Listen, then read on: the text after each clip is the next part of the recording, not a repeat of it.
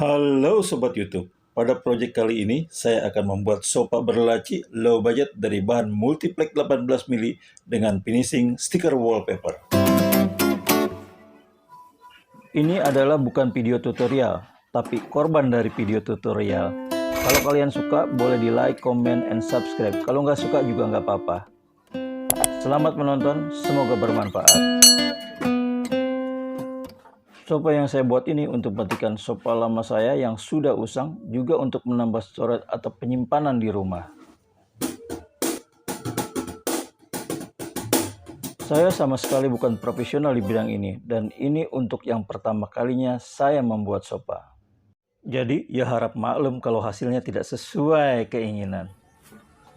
Tool yang saya gunakan adalah barang kualitas rumahan, bukan yang biasa digunakan profesional, tapi sangat membantu pekerjaan amatiran seperti saya dalam menunjang hobi baru ini.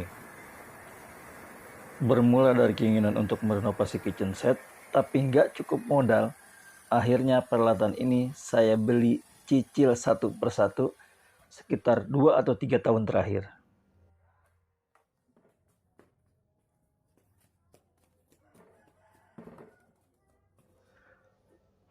Pada video ini ada part pekerjaan yang terskip. Sebenarnya bukan karena terskip. Sebagai contoh pemasangan wallpaper.